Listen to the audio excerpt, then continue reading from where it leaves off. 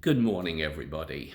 This is Wednesday, May the 13th, and my name is Andrew Stirling. And once again, it's my privilege to bring you into the community of faith at Timothy Memorial Church and let you know about some of the wonderful things that are going on and how we can help you in this very uncertain time. First of all, to confirm, I haven't gone rogue this morning. I'm wearing my clerical shirt because today, after this broadcast, I am conducting another burial.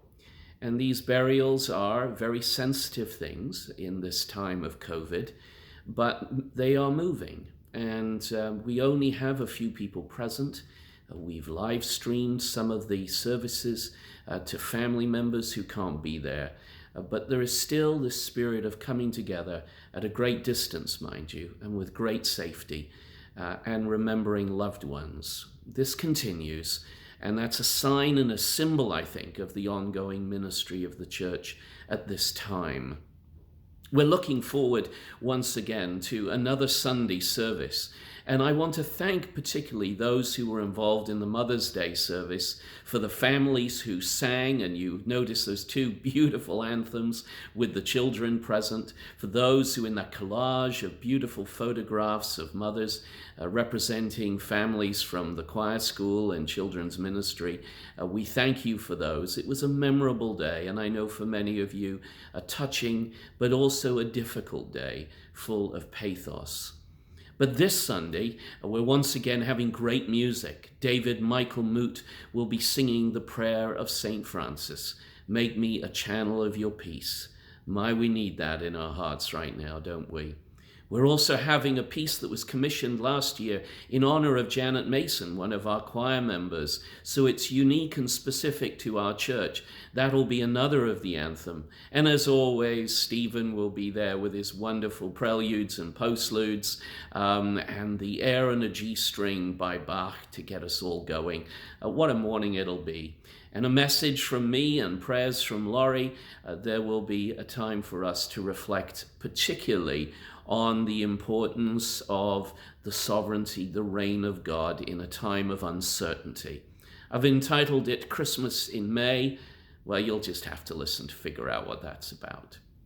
But there are some other things that are going on in the life of our church that I think are very worth noting. And one of them is the ongoing need for and response to pastoral care. Pastoral care is one of those aspects of ministry that is often hidden from the sight of everybody. We know about the music and the preaching and the prayers and the public things that we do, but often pastoral care is very private and it's very intimate. And we're finding new ways in which we deliver this to families. There is still counseling going on, and the Reverend Chris Miller has been of great value to a number of people who have been going through difficult times. Dr. Hunniset continues as our Minister Emeritus to work with the Stephen ministers to continue to make contact with families. Laurie and I are responding all the time to the needs of families and individuals in our congregation who for one reason or another are facing a difficult time. And we're entering, I think, an actually challenging time. I think we're all optimistic about spring coming and about the longer days and hopefully the gradual opening of things. But as a society, we need, I think, to be very careful. When something bad happens, there has historically been a tendency to create scapegoats. It's an old biblical idea.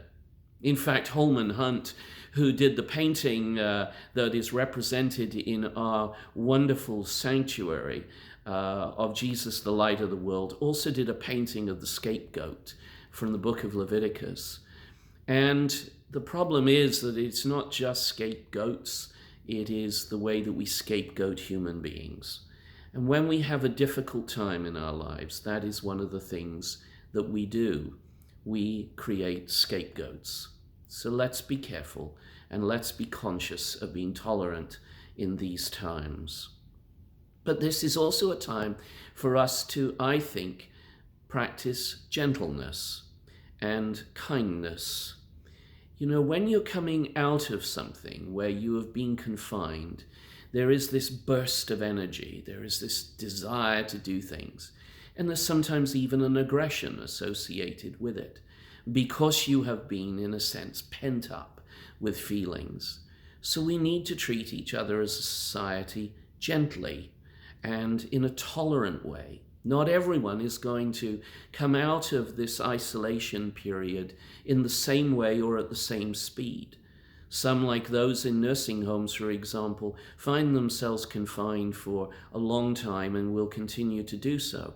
Others will be out on the streets, walking around, doing some of their daily tasks, although with all the changes that are being made. So gentleness and tolerance and kindness are needed very much. Now, you have noticed that I've repositioned myself a little bit today, because one of the emails that I received not long ago has been echoed by a number of you. Who is this gentleman over on my shoulder? Well, it's actually a rendition of the famous painting, The New England Eye, and it comes from Williams College in Massachusetts, a wonderful college set in the Berkshires that Meryl and I love to visit. And it always took us because he looks so serene and so calm and so thoughtful. And when you see him, you can't help but feel good about the day ahead. Well, may we be serene and thoughtful for the day ahead. But we don't need to be reminded by the New England Eye. We're reminded by our Lord Jesus Christ, who goes with us throughout all of this.